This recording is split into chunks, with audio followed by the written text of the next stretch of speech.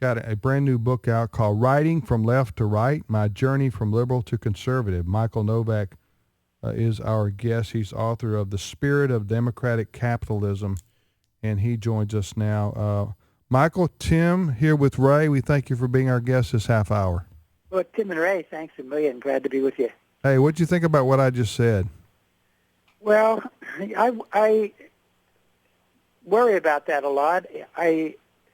One reason I moved from left to right slowly over many years. Wish I could say I was knocked off a horse like St. Paul, but I wasn't.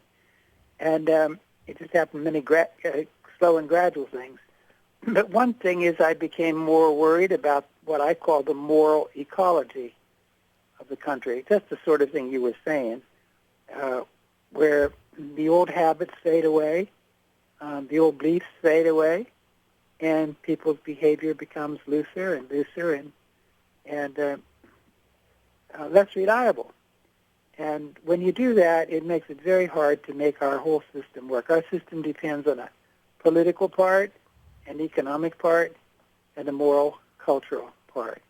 And if the moral ecology breaks down, it makes it very hard to have the same kind of economy we did. It makes it very hard to have the same kind of self-governing people that we once were. If people can't govern their lives and their personal lives, how are we going to govern ourselves as a nation? Exactly. And I used to use an example. When I would go and speak, sometimes I would say, I'll give you an example of what I'm talking about here. I could go in the convenience store over here across the street from our office, and I could probably steal a pack of gum pretty easy if I wanted to. That would benefit my pocketbook maybe because I wouldn't have to pay for. I'm just using this as an example. But you know why I don't do that? I don't do that because it's morally wrong. Now, that's not to say I'm not capable and haven't done things that were morally wrong. I'm just saying that I don't go steal out of that store, but because it's morally wrong, number one. Number two is because I fear the law, and I don't want to go to jail. So, but if you lose those things that I just described as prohibitors for people in society on a mass scale, then you've got chaos and you've got real problems. Anyway, that isn't why I'm preaching here, and that isn't why you came on to be our guest on the program. You wanted to talk about your journey, which is contained in your book, Writing from Left to Right. Take us back. Tell us how you started in life ideologically and how you moved from left to right. What happened? I was born in western Pennsylvania, the quarterback capital of the world, as we used to say. And in Johnstown, the steel city, used to be the number one in the 19th century, number one steel center in the U.S. until Pittsburgh took over. And labor union family. My grandparents, uncles, and so forth worked in the mills and steel mills and in the mines around. And my own father, his older brother, said, "You're not going to the mills," and sent him into anything else, and went to the sales force and so on.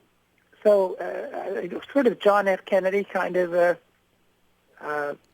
Democrat, slightly conservative compared to the predominant stream of Democrats. And I'm not so far from that position today, but the left of the political spectrum has moved further and further left in ways I couldn't quite go along with. And I met some great people. I met got to know Sarge Shriver and Jack Kemp and Ronald Reagan and Lady Thatcher and got to work with them some, and I could see their moral drive and their arguments were well couched in moral terms. They saw the need to re-encourage the American character. It wasn't just politics and economics to them. It was rebuilding the spirit of self-government and enterprise and discovery and invention and building a better future. And that comes from inside out. That doesn't come from outside in. They understood that. I think that's one reason they were such great leaders. Got to know Pope John Paul II very well. He gave me a carte blanche when I came to Rome, which I did almost every year. usually 2 or 3 times, to call for dinner or lunch if he was free. And With the Pope? Yep. And Really? for morning mass, he would say an early morning mass in the little chapel, seated about 18 or 20 people, right outside his office and rooms. Why do you like you so much? Well, You're talking about the previous to a Pope. great extent, You're I talking was about on the the previous same Pope. wavelength, working for the same things, and he could see it. Okay. And, So he was more conservative than the current Pope? oh, I don't know. This current Pope is a pretty deft quarterback. I mean, he does a little faking left and he runs right. I mean, he's. I'm not selling my judgment of what he's going to do. Okay. But I think he'd be very wrong to say left. Very wrong. He was a big opponent, for example, of liberation theology, sort of Marxist use of Christianity in Argentina when he was younger, back when it was a bit more in vogue. And so he does things his own way, very down to earth, very much with the people. A little bit like St. Francis, the name he chose for Pope. The only Pope to be called Pope Francis, by the way. And probably Francis of Assisi may be the most beloved person in Christian history. Mm. And I don't think only in the Catholic Church, but been a model for many, many people. Michael, I've got a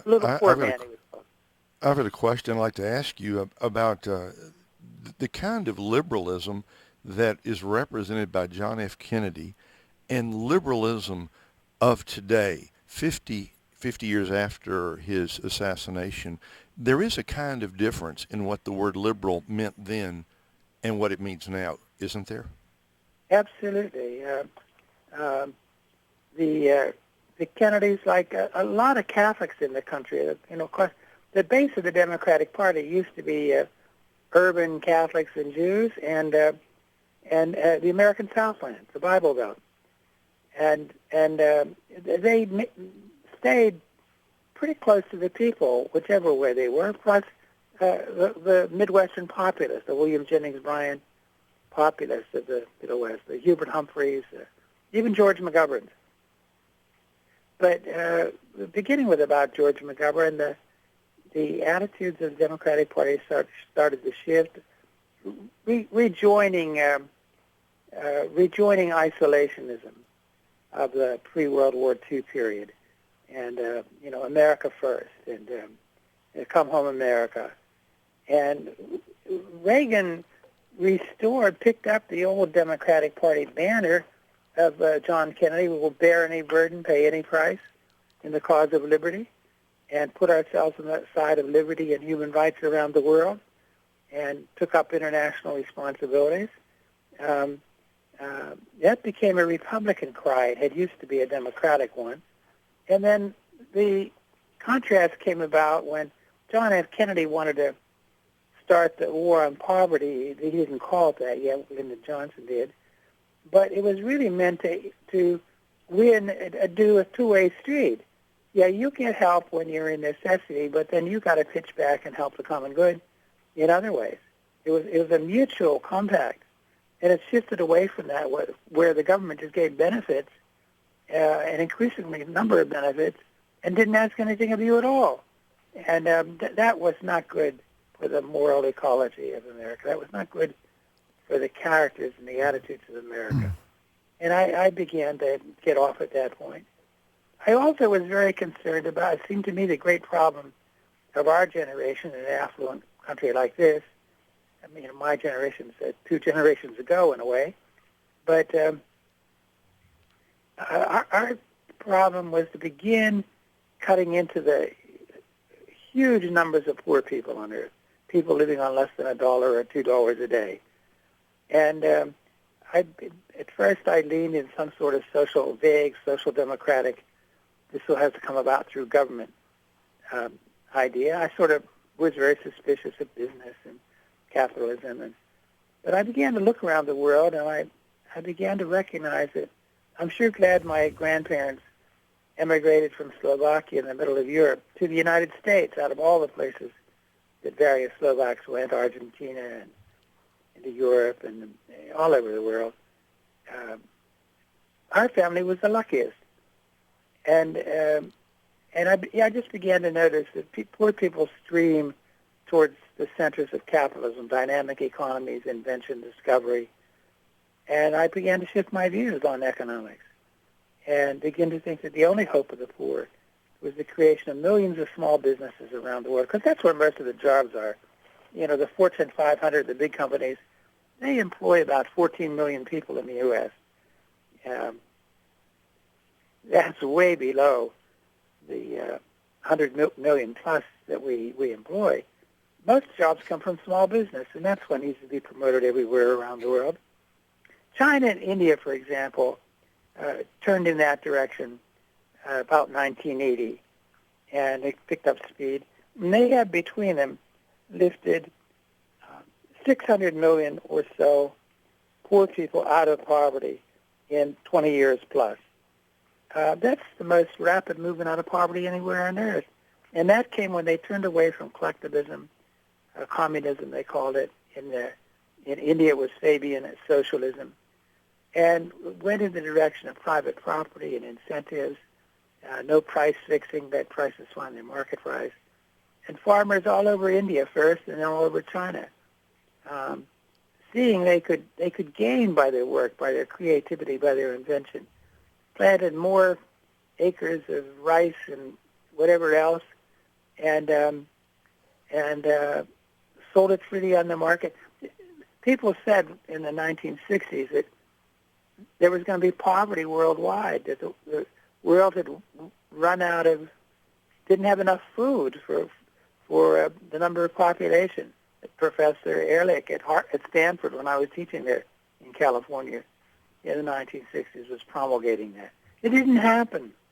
As soon as these countries turned in directions that gave more incentives to private farmers and private workers, those economies just took off. Not only didn't they have hunger, they began exporting rice and other food. We're talking to Michael Novak. His book is called Writing from Left to Right, My Journey from Liberal to Conservative. It's available in bookstores everywhere. Image is the publisher, and Michael's website, where he has a lot of articles that he's written, columns, michaelnovak.net, Novak.net.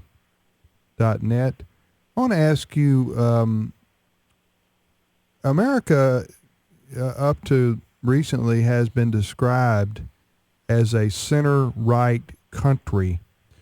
By that, for those who don't know what we're talking about, it means basically a moderate to conservative country. But now, 2 election cycles in a row, at least for the presidency, we the American people have, by majority, elected the most liberal, presidential candidate by far in our lifetime. So I would like you to comment on that. Does that mean that America is going more center liberal, or is this some kind of a situation that's unique because of who Barack Obama is, or the Republicans have offered up weak candidates to oppose him? What are your thoughts on the presidency going forward in terms of and what the last 2 election cycles? Well, it's a wonderful question and a sweeping one. So let me do it as fast as I can telegraphically. On the one hand, I do think that because President Obama is black, a great many Americans were relieved to be able to vote for a black man after the history of the suffering of black people in the United States. And it also made it very difficult for anybody in the press to criticize him. And the press, I think, became more one-sided than at any time in our history. Plus the fact that the difficulty with democracies in wartime is that people don't want wars. Their sons, their boyfriends, their cousins, whatever, being called off to go to war. And as they watch more and more of them come back wounded and dead, democracies lose patience after a while. And we become very easily war-weary. That's just a great weakness of ours. We're furious in strength when we start, and nobody can stop us. But persevering is our weak spot. So the wars in the Middle East, particularly, we're engaged in a long war with political Islam, not religious Islam, but political Islam.